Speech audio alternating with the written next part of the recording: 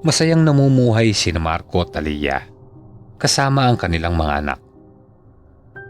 10 taon na ang kanilang pagsasama at walang problema na hindi nadadaan sa magandang usapan. Isang mabait at ulirang asawa si Aliyah. Mas pinili niya ang asikasuhin ng 2 anak at ang asawang si Marco kesa sa mga kapitbahay, kaya naman minsan na rin siyang napapagtsismisan ng mga taong walang magawa kung hindi pakialaman ang buhay ng iba. Isang manager si Marco sa isang hotel. Hindi maipagkakaila na maraming nagkakagusto sa kanya. Gwapo, matipuno at maapil ito. Ngunit kahit ganoon, ay hindi ito pumapatol sa mga babaeng umaakit sa kanya. Dahil para sa kanya, mas maganda pa rin ang kanyang asawa kesa sa ibang mga babae. Hanggang sa isang araw, ay may nag-apply sa hotel. Napansin nito si Marco at napangiti ito sa naturang manager. Hi sir, mag-a-apply sana ako bilang attendant. Ang wika nito habang nakakagat sa kanyang labi. Ibinigay nito kay Marco ang kanyang biodata.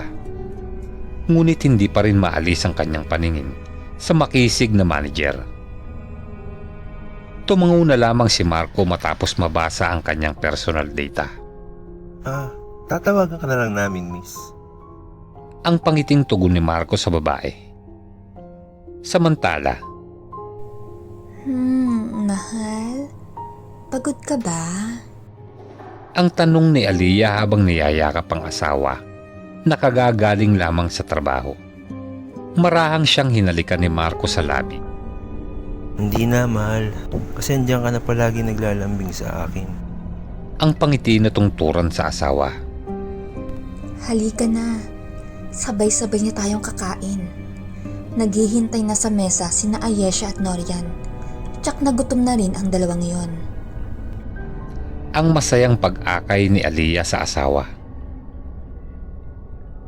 Ilang araw ang lumipas at nakatanggap ng tawag si Cherry mula sa hotel na inaplayan niya. Kaya masaya ito sapagkat kinabukasan ay mag-uumpisa na siya.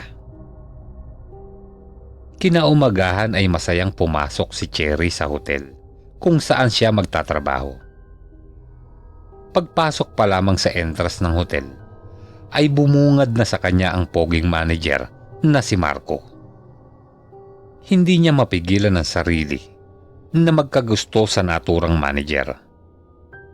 Kinuha niya ang kanyang pabango sa loob ng bag at halos ubusin niya iyon at inispray sa kanyang buong katawan. Hi sir! Ang bati nito sa malambing na tinig. Napasulyap na lamang si Marco sa kinaroroonan niya. Nakita sila ng isang attendant, kaya naman inakay na si Cherry upang sabihin dito ang kanyang trabaho. Break time na noon, ngunit abala pa rin si Marco sa kanyang opisina, kaya dinalhan niya ito ng inumin. Nahihiya man si Marco, ay tinanggap na lamang nito ang inumin na binigay sa kanya ni Cherry. Sinigurado muna ni Cherry na nauubos ito ni Marco bago lisanin ng office ng manager. Ilang araw ang lumipas, hindi mapakali si Marco sa kanyang higaan. Napabalikwas ito ng bangon at pawis na pawis. Biglang sumagi sa kanyang isipan si Cherry na hindi naman niya mapagtanto kung bakit. Oh, bakit mahal? Ang nagtatakang tanong ni Aliyah sa asawa. Napalingon si Marco sa asawa. Cherry? Ang gulat nitong sambit. Anong Cherry? Sino yan, Marco?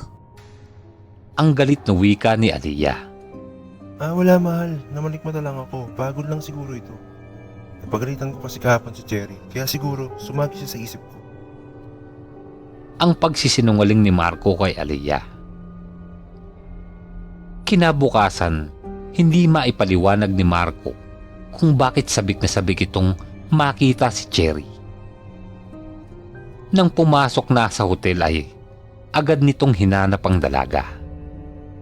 dumaan siya sa front desk kung saan si Cherry nakatoka. Malagkit na tingin ang ginawad ng dalaga sa kanya at may bahid ng nakakabaliw na ngiti.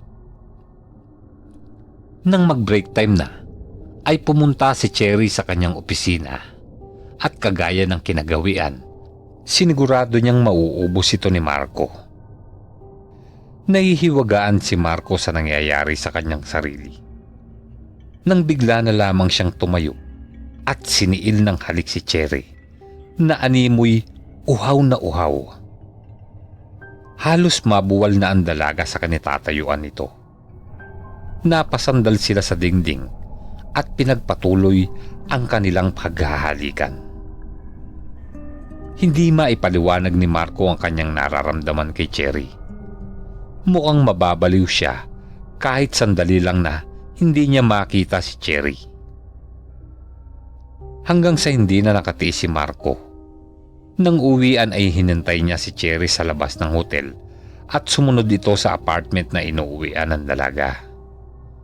At doon parang tutang sunod-sunuran si Marco na tila isang salita lang sa kanya ay naging maamo ito.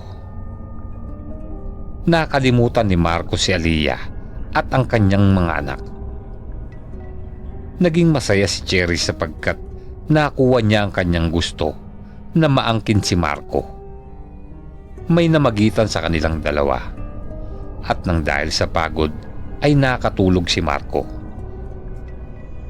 Tumayo si Cherry at kinuha ang bugkos ng tuyong dahon at may ipinatak ito mula sa isang maliit na bote. Agad itong nag-usal ng orasyon at maya-maya ay sinindihan niyang lahat ito at pinausukan si Marco. Tingnan ko lang kung makakabalik ka pa sa pamilya mo. Akin ka lang, Marco. Akin lang. Ang sambit nito sa kanyang isipan habang nakangisi. Hindi na umuwi si Marco mula sa araw ding iyon.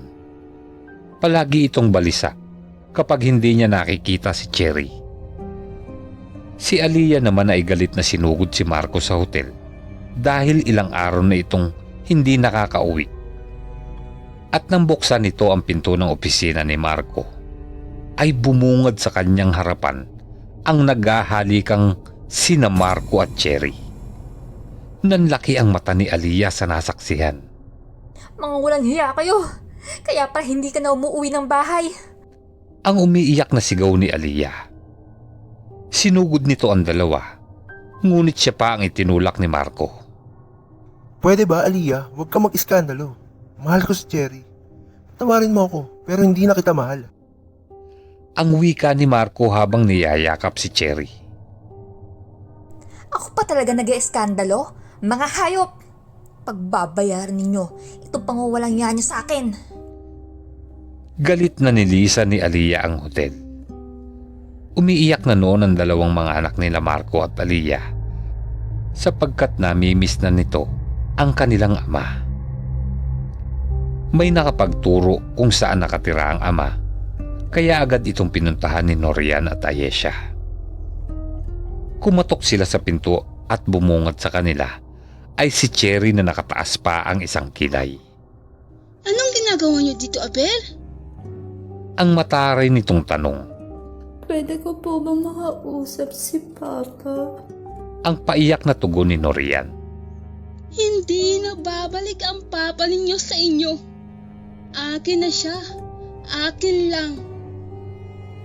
Bigla namang sinarado ni Cherry ang pinto at hindi nito namalayan na nakaharang pa ang paa ni Ayesha sa pintuan. Kaya ubod lakas itong napahiyaw nang dahil sa naipit ang paa nito. At nang pagbuksan ulit ni Cherry ay tinawanan pa nito ang bata. Ayan kasi ang tatangan ninyo. Ang patawang wika pa nito. Umuwing paika-ika si Ayesha at inakay na lamang ito ng kapatid.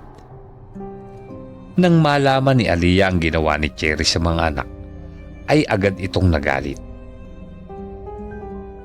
Mahimbing ang tulog ng mga bata.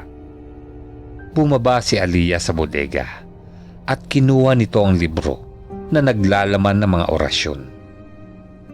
Sa kabila ng kabaitan at pagiging ulirang asawa ni Aliyah, ay may nakatagong itim na mahika sa likod ng kanyang pagkatao. Sinindihan niya ang itim na kandila at kinuha ang litrato ni na Marco at Cherry. Sabay na itinaas ang mga ito at napapikit na lamang at nagsambit ng orasyon. Ilang sandali pa ay gumuhit ito ng dalawang trianggulo na baliktaran at doon nilapag ang litrato ng dalawang taong sanhi ng kanyang galit. Walang sino mang makakapanakit sa aking mga anak, lalo ka ng babae ka. Sa kabila ng kabaitan ko, Marco, inabuso mo lahat ng sinakripisyo ko para sa'yo, pero ito lang igaganti mo. Galit na napaiyak si Aliyah habang pinagmamasdan ang litrato ng asawa.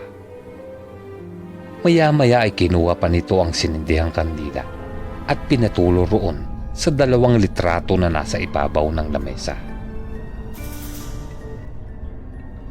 Sa kabilang banda, habang naglalampungan ay nakaramdam ng init sa katawan si Cherry at Marco. Hindi dahil sa nagiinit ang kanilang katawan nang dahil sa tawag ng laman, kundi ang nakakapaso, mahapdi na halos nanunuot na sa kanilang mga laman. Napakalas si Marco mula sa pagkakayakap nito kay Cherry at tumakbo ito sa banyo at binuhusan ng katawan ng tubig. Ganoon na din ang ginawa ni Cherry. Naligo na din ito. Ngunit hindi pa rin napawi ang mainit na kanilang nararamdaman. Habang binubuhusan ng tubig ang katawan, ay nararamdaman ni Cherry na mas lalo pa itong lumalala. At nang napahinto ito sa pagbuhos ng tubig, ay napansin niyang natutuklap ang ibang parte ng balat nito. At nang maharap ito sa salamin, ay napasigaw na lamang ito sapagkat halos maagnas na ang kalahati ng kanyang muka na parang nasunog na chorizo. Ganoon din si Marco sa kanyang mga braso. Hindi malaman ng dalawa kung anong gagawin. May pinahid na ointment sa paso, ngunit hindi pa rin ito tumatalab. Uminom na rin sila ng gamot para sa sakit, ngunit wala pa ring epekto. Sa kabilang dako ay patuloy na usal ni Alicia habang tinataas ang itim na kandila. Ipapatikim ko sa'yo ang sakit na pinadama mo sa aking anak. Pagbabayaran mo ang bawat butil ng kanyang mga luha na pumatakbungan ng pananakit mo sa kanya. Galit na ibinaon ni Aliyah ang karayom sa bandang paa ng litrato ni Cherry. Impit ang palahaw ni Cherry at bigla itong natumba sa sahig. Gumagapang na ito nang dahil sa hindi maipaliwanag na sakit. Hindi rin siya matulungan ni Marco sapagkat maging siya man ay may iniindang sakit. Mabilis na kinapa ni Cherry ang bag kung saan nakalagay ang maliit na bote na ginagamit niya sa pagpapausok kay Marco. Mabilis niya itong pinahid sa buo nitong katawan. Agad niyang naramdaman na nawawala na ang sakit at hapdi sa kanilang mga sugat. Pinahiran din niya iyon si Marco, kaya nakaramdam sila ng ginhawa. Kinabukasan, isang malakas na sigaw ni Marco ang naging dahilan ng pagkagising ni Cherry. Oh, yan mo. Anong nangyari dito? Naghalong takot at pagtataka ni Marco. Napatakip si Cherry ng bibig nang makita ang namamagang pagkalalaki ni Marco. Halos hindi na magkasya sa salawal nito at kung magsuot man ito ay sobrang sakit ang nararamdaman niya. Kaya mas pinili na lamang nito na magsuot ng maluwang na short. Napagpasyahan ni Cherry na bumalik sa manggagamot na kilala niya sapagkat patuloy pa rin naaagnas ang kanyang mga balat. Kaya habang nasa biyahe ay nakatalokbong ito ng kumot at nagrenta na lamang ito ng sasakyan. Sobrang baho ng amoy ng katas na lumalabas sa kanilang mga sugat. Halos nanditiri na rin ang driver, ngunit malaki ang binayad sa kanya. Nagulat ang manggagamot sa nakitang sitwasyon ng dalawa. Lumala na yung kalagayan yung dalawa. Sobrang lakas ng gumawa sa inyo nito. Ang wika ng manggagamot. Pinahidan niya ng langis ang buong katawan ni na Cherry at Marco. Ngunit biglang sumigaw si Marco ng malakas. Napansin nitong may gumagalaw sa bandang pagkalalaki niya. At doon ay bumungad sa kanila ang mga naglalabasang maliit na paru-paro. Naalala nito si Aliyah sapagkat paborito nito ang mga paru-paro at imbis na matakot ay napaiyak ito. Bigla na lamang sumagi sa isip niya ang asawa at mga anak. Nasaan ako? Gusto ko na umuwi sa asawa at mga anak ko. Ang wika ni Marco. Bilis! Bigyan mo ako ng gayuma. Painumin natin siya bago niya pa ako makalimutan. Gayuma? Ginagayuma mo ko? Ang sambit ni Marco. Kaya pala parang baliw ako sa tuwing hindi kita makita. Natigil na lamang ang bangayan nilang dalawa nang may naramdaman na naman si Cherry na hapdi sa kanyang katawan. Ang mga paa nito ay bigla na lamang namaga at natuklap ang balat nito sa namamagang paa. At doon nga ay naglabasa ng mga maliliit na uod. Agad na napasigaw si Cherry sa takot. Nana Eva, tulong! Tarantang kinuha ng manggagamot ang langis at pinahid sa katawan ni Cherry. Ngunit imbis na gumaling ay mas lalo pa itong lumala. Biglang lumakas ang hangin at nagsipagdaglaga ng mga gamit sa loob ng bahay. Kinuha ng manggagamot ang maliit na ugat at inilagay niya iyon sa paa ni Marco upang sa pamamagitan nito ay makausap niya ang kumukulam sa dalawa. Sino ka? Bakit mo ginagawa ang mga ito? Ang tanong ng manggagamot na animoy kaharap lamang ang kausap. Huwag kang makialam, tanda. Ang mga taong yan ay mga lapastangan, mga taksil. Sinira ng babaeng yan ang pamilya ko. Pati anak ko sinaktan niya. Ngayon, sabihin mo sa akin na mali ako. Ipagtanggol mo sila. Baka gusto mo ring idamay kita. Galit na tinig ni Aliyah sa katauhan ni Marco. Hindi na mapigilan ni Nana Eva ang kapangyarihang itim na nagmumula kay Aliyah. Mas lalo itong bumabagsik kapag kinokontra niya. Mas lalong dumadami ang mga insektong lumalabas sa katawan ni Cherry. Ano bang dapat naming gawin para itigil mo ang mga ito? Ang tanong ni Nana Eva. Ibalik mo ang katinuan ng asawa ko. At siyang babaeng yan, humingi siya ng kapatawaran sa mga anak ko. Kung ayaw niyang mamatay, isa siyang malaking salot sa lipunan. Ang galit na tinig ni Aliyah sa katawan pa rin ni Marco. Aliyah, ibabalik ko na si Marco sa inyo. Ang wika ni Cherry habang iniinda ang sakit na kanyang nararamdaman. Diring-diri na rin ito sa sarili dahilan ng masangsang na amoy na naglalabasan sa kanyang sugat. Maya-maya pa ay huminto na ang paglalabasa ng insekto sa kanilang mga sugat at nakaramdam sila ng kaunting ginhawa. Biglang nahimatay si Marco nang lisanin na itim na mahika ang kanyang katawan at nawala na din ang malakas na hangin. Kinabukasan ay bumalik si Marco sa kanilang bahay. Lumuhod ito sa harapan ng kanyang asawang si Aliyah at sa kanyang mga anak. Humagulgol ito sa iyak habang humihingi ng tawad. Si Cherry naman ay panay pa rin ng talokbong ng kumot, sanhi ng kanyang mga sugat. Humingi ito ng tawad sa mag-iina at nangakong hindi na ulit gagamit ng gayuma upang magustuhan at makapanira ng pamilya. Siguraduhin mong wala ng pamilyang masisira dahil sa'yo. Kung ipagpapatuloy mo yan, hindi lang ganyan ang aabutin mo sa akin. Ang matapang na banta ni Aliyah kay Cherry. Aliyah, pangako, hindi na ulit ako manggagayuma. Norian, Ayesha, patawad. At agad nang tumalikod sa pamilyang tinangka niyang wasakin. Kinabukasan ay unti-unti na ring nawala ang mga sugat ni Marco sa kanyang katawan. Niyakap nito ang kanyang mag-iina at panay pa rin ang hingi nito ng kapatawaran.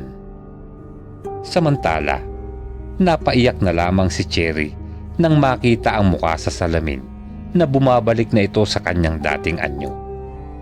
At gumagaling na rin ang kanyang mga sugat. Mula sa araw ding iyon, ay ipinangako na nito sa kanyang sarili na hinding-hindi na muling gagamit ng gayuma upang magustuhan siya ng lalaking magmamahal sa kanya, kundi aantay na lamang niya ang tunay at wagas na pag-ibig ng taong itinakda para sa kanya.